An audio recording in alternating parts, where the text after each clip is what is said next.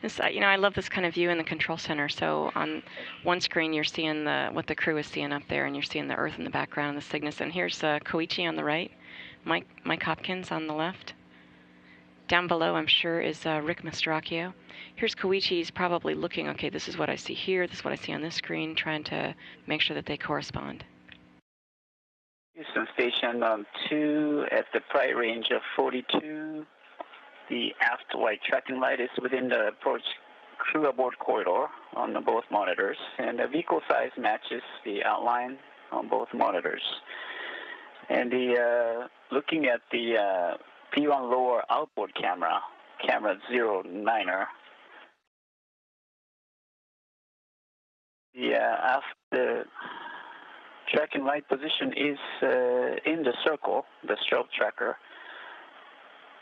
And the strobe tracker shows about quarter width to the port.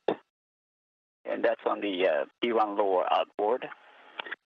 And the situation is the same on the camera 7, P1 lower inboard, except that the strobe tracker position is a little bit to the port, less than quarter of the width.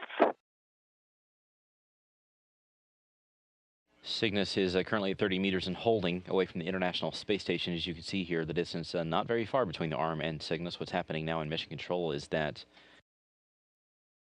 the flight director, Brian Smith, here is doing a go-no-go poll for departure from 30 meters. Inside the cupola right now is Koichi Wakata, and Rick Mastracchio is currently inside there taking some video of Cygnus. So we've mostly seen Mike Hopkins and Koichi Wakata because they are the pair, the robotic arm pair and the Cygnus pair that are going to actually capture the Cygnus. But Rick is their backup, and he's down below or fitting in when he can. And he's the person in charge of kind of looking at the big picture. While these two are so focused, is there anything that they're missing, anything that they're not seeing? And so that's Rick's job. It's also just to do some of the photography and capture these images, which are just simply tremendous.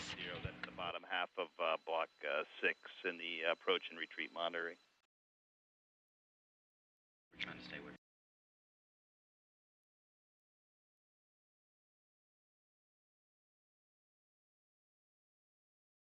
Okay, Ricky, copy that. Go for step 3 of procedure 1.110.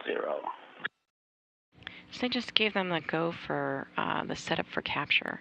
And this means that the crew is going to go over all the things that they, wanted to make sure that the robotic arm, the cameras are pointing at the right place, and that they're also just reviewing their what if this happens, cue cards, making sure that they're both on the same page.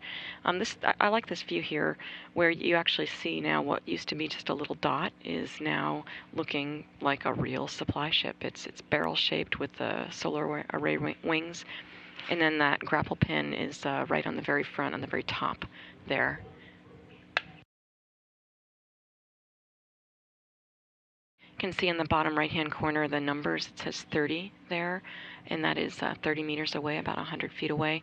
And they're so close that the crew can look out the window and know, that the Cygnus is in a reasonable place. And that's why they've put away the radar gun, because we don't need that confirmation of the mathematics and of all the systems.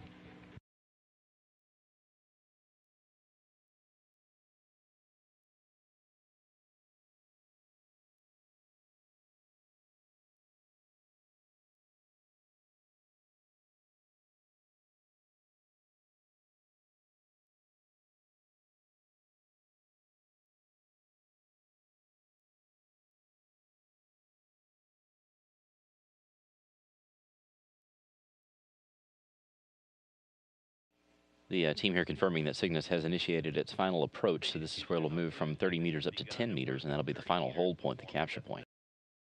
So Josh, looking at the graphic here, we can see the Cygnus coming into place. So it's come in from 30 meters, and it's on its way to 15 or to 10 meters. Okay, so 30 feet, and so you see it slowly inching closer, closer, closer, closer, and I'm looking at the view on the bottom left there, where you're seeing over the mouth of the end effector. You're looking at the camera view, and you see the gold sort of blob there on the bottom. Yeah. That is the actual grapple pin, which is about a foot or so long. I mean, it's huge. Yeah, I mean, the grapple fixture is about as big as, like, if you chopped me in half, that's how big the grapple fixture is. But right on top of it, the black line, that is the target that the camera is looking at. And you can see that it's gradually approaching the middle of the screen. If you look in the upper left, you're going to see the Cygnus is now looking at, like, it's right at the level of the robotic arm. And you see that same picture in some different views. These are graphics that are simulating what we are sure that the cameras are seeing on board. Now, unfortunately, we are not going to see the actual video right when they capture because we don't have that satellite in play. Yeah. But we'll see a replay, right? Well, hopefully, if the crew sends us some video. Yeah, that's we hate to be the bearers of bad news, but that is always how things work out. Sometimes we don't have video coverage. So if we don't, at the point that they do it, then we'll show you this view here, and we'll be able to confirm that it happens. But of course, we always like to see things, and sometimes it doesn't work out that way. Half a meter away. So just 10, 20 seconds away from capture.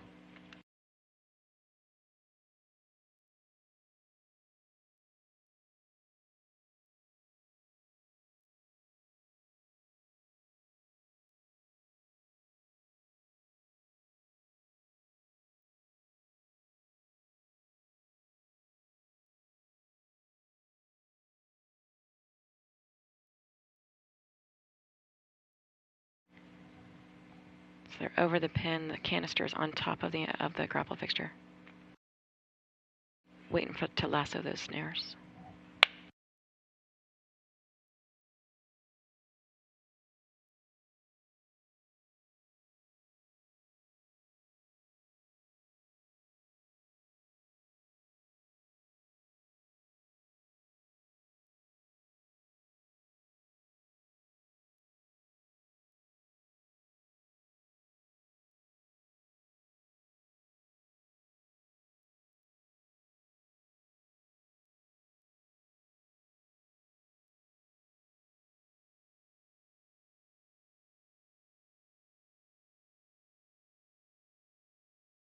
We're just standing by for capture confirmation coming up here shortly.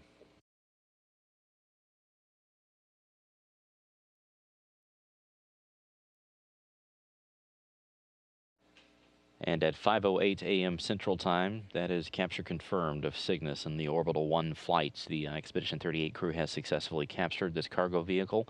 Of course, great news for the Orbital Sciences team up in Dulles, Virginia. Their vehicle has been successfully captured by the crew on board the International Space Station on this first official flight for this company providing cargo to the ISS.